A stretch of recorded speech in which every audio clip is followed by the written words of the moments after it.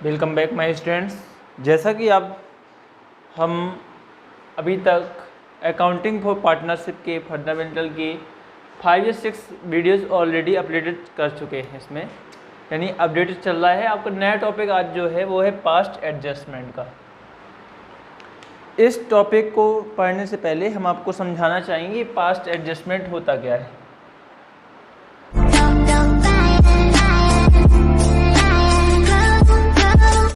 Past adjustment का मतलब है कि जो चीज़ें हम करते चले जा रहे हैं उसके पहले हम कुछ चीज़ें मिस कर देते हैं, यानी भूल जाते हैं, तो वो उनको कैसे सही किया जाए। वो कितने प्रकार से हो सकते हैं। आपका पहला इसमें हमने दे रखा है व्हेन इंटरेस्ट ऑन कैपिटल और या इंटरेस्ट ऑन ड्राइंग में हैव बीन ओमिटेड। या तो आप इंटरेस्ट ऑन कैपिटल देना भूल गए होंगे या इंटरेस्ट ऑन ड्राइंग लेना भूल गए होंगे, तो उसको जब ले देंगे तब क्या चेंजेस आता है और इंटरेस्ट ऑन ड्राइंग में क्या चेंजेस आते हैं, यानी हमें एडजस्टमेंट क्या करना है। दूसरा है आपका दूसरे प्रकार से क्या हो सकता है कि when profit distributed in wrong proportion. जो हमने प्रॉफिट डिस्ट्रीब्यूट करते हैं वो गलत रेशियो में हो सकता है। आपका इक्वल दिया हो, हमने किसी रेशियो पे या किसी रेशियो दिया हमने इक्वल डिस्ट्रीब्यूट कर दिया हो, तो ये भी आपका एक पास्ट एडजस्टमेंट का ट्रीटमेंट है। किस प्रकार से उसको रेक्टिफिकेशन ऑफ एरर्स बोलते हैं, इसको एक नाम से कैसे किया जा सकता है। फिर है व्हेन सैलरी और कमीशन पेबल हैज़ ओमिटेड। किसी को सैलरी देना हो या कमीशन देना हो, वो हमने पे आउट नहीं किया हो यानी भूल गए हो देना, वो भी एक तरह से हो सकता है।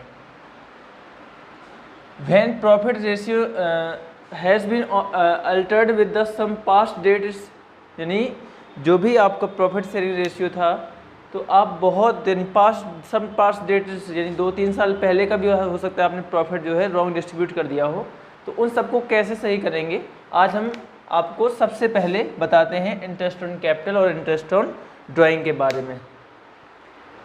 सबसे पहले हम एक क्वेश्चन लेना चाहेंगे, इंटरेस्ट ऑन कैपिटल और इंटरेस्ट ऑन ड्राइंग कैसे में भी छूट जाती है, इन दोनों का क्या ट्रीटमेंट हो सकता है। अब देखिए ज़रा क्या होता है। आपका क्वेश्चन क्या कहता है कि ABCD 4 पार्टनर थे जिनका कैपिटल अकाउंट दे रखा है। आपको कैपिटल अकाउंट दे रखा है 50,000, 30,000, 25,000 और 15,000 रुपये। अब इनको इंटरेस्ट ऑन कैपिटल 10% देना था, बट बाय द वे क्या हुआ, ये लोग भूल गए कि भाई हमें इंटरेस्ट ऑन कैपिटल देना है। सबसे पहले हम आपको बताएं कि अगर आप किसी पार्टनर को जो भी प्रॉफिट का हिस्सा होता है, जो भी आपके पास प्रॉफिट का हिस्सा आया होगा, या तो आप उसको सैलरी देते हो या प्रॉफिट देते हो, इंटरेस्ट ऑन कैपिटल देते हो, यानी आप यहाँ पे salary, interest on capital, commission वगैरह सारी की सारी चीज़ें दे के जो भी पैसा बचता है वो प्रॉफिट के हिस्से में बांट देते हो। ये चीज़ आपने P&L एप्रोप्रिएशन अकाउंट से सीखा होगा। चलिए, इसी चीज़ के बारे में अगर सोचा जाए तो सबसे पहले आपको निकालना क्या है कि आप सभी का इंटरेस्ट ऑन कैपिटल होता कितना, उतना तो पहले निकाल लो। सबसे पहले करते हैं भाई इंटरेस्ट ऑन कैपिटल कितना कैलकुलेट होता है। आपको यहाँ पे एक कॉलम ड्रॉ कर लीजिए इंटरेस्ट ऑन कैपिटल का। आप ध्यान दीजिए, इसमें 10% लगाएंगे, कितना आ जाएगा, ये 5,000 आ जाएगा, इंटू 10% यानी 3,000 आ जाएगा। इसका कैलकुलेट कर लीजिएगा आप, 2,500 रुपये आएगा, इंटू 10/100। सेम इसका भी आ जाएगा, वो आएगा 1,500 रुपये। आपको जरा देखना है कि अगर हमें कितना रुपए चाहिए हो, यानी हम इन सबको अगर हमें पैसा कहीं से मिल जाए तो इन सभी पार्टनर्स को हम इंटरेस्ट ऑन कैपिटल पे कर दें, बाकी सारी चीज़ें सही हो जाए। लेकिन देखते हैं कितना पैसा चाहिए। 5, 3, 8 और 4 कितने होते हैं आपके, 12,000 होते हैं। आपको 12,000 रुपीज़ इंटरेस्ट ऑन कैपिटल देना है, जो कि आप भूल गए हो। अब एक चीज़ अगर आपको बताएं हम कि जो समझने वाली बात ये है कि जो 12,000 रुपये आप देना भूल गए हो इंटरेस्ट ऑन कैपिटल तौर पे, तो क्या आपने उसको पे नहीं किया होगा? पे तो किया होगा, बट इंटरेस्ट ऑन कैपिटल के फॉर्म में ना करके आपने किस में, जो इसका इक्वल रेशियो था उन सब में इन सबको प्रॉफिट के रूप में पैसा दे दिया गया होगा। क्योंकि हमने P&L में देखा ना कि जितना प्रॉफिट लॉस आता है, जो चीज़ हम बांटते हैं तो बांटते हैं, अन्यथा लास्ट में बैलेंस करके प्रॉफिट लॉस के रूप में दे देते हैं। चलिए कोई बात नहीं, तो हमें करना क्या है, 12,000 रुपये को हमें देखना होगा कि हमने जब P&L के रेशियो में बांटा होगा तो कितना कितना सबको दिया गया होगा। हमने कहा भाई कि इक्वल रेशियो है सबका, तो इसका मतलब जो 12,000 रुपये हमने बांट दिया होगा तो पहले इक्वल हमसे वापस ले लें। क्या करोगे, वापस कितना कितना लेना पड़ेगा, इसके लिए आप एक एडजस्टमेंट शोइंग एडजस्टमेंट टेबल बना सकते हो। यहाँ पे हो गया ए का, ये हो गया बी का, सी का, डी का, और ये हो गया फर्म का।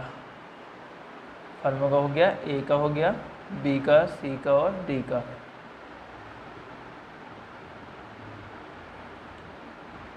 एडजस्टमेंट शोइंग टेबल, ये आपका हो गया पार्टिकुलर। सबसे अच्छी बात आपको बताएं कि भाई जितना आपने पैसा चाहिए उनसे इक्वल के रेशियो में ले लो। हमने कहा 1:1 है, अगर देखा जाए तो 1/4 एक पार्टनर देकर सारे पार्टनर 1/4 ले गए होंगे, उतना ही उनसे वापस ले लेते हैं। देखते 12,000 का 1/4 लगभग कितना होता है, 3,000 रुपये होता है। कितना होता है, 3,000 रुपये। आप क्या करोगे कि जो भी प्रॉफिट आपने पार्टनर को रॉन्ग डिस्ट्रीब्यूट कर दिया है उसको वापस ले लो। इसका मतलब है सारे पार्टनर को क्या कर दोगे, डेबिटेड कर दोगे। क्या कर दोगे, तो क्या लिखना है इसमें, wrong profit distributed to partner, distributed to partner, इन सबको क्या कर दो, डेबिट कर दो। कितना कितना अमाउंट, 3,000 रुपये सबसे डेबिट कर लो। चलिए भाई कर लिया आपने, कोई दिक्कत नहीं। इसका मतलब है कि फर्म के पास कितना पैसा आ गया, 12,000 रुपये आ गया, जो कि उसके लिए क्रेडिट अमाउंट होगा। अब हमने कहा भाई कि इसको हमने पास पैसे वापस ले लिए सभी पार्टनर से, जिसका हमने प्रॉफिट के टाइप में, प्रॉफिट की फॉर्म में उसको रॉन्ग डिस्ट्रीब्यूट कर दिया गया था। अब आपको मालूम है कि हमें डिस्ट्रीब्यूट क्या करना था, इंटरेस्ट ऑन कैपिटल देना था। तो क्या डिस्ट्रीब्यूट करोगे, इंटरेस्ट ऑन कैपिटल आप क्या कर दोगे, क्रेडिट कर दोगे सभी पार्टनर्स के अकाउंट में। अब देखोगे कि 5,000 रुपये इसको देने चाहिए, 3,000 रुपये बी को देने चाहिए, और 3,000 रुपये, 2,500 रुपये सी को देना चाहिए, और 1,500 रुपये डी को देना चाहिए था। आप इसका डिफरेंस निकाल लीजिए।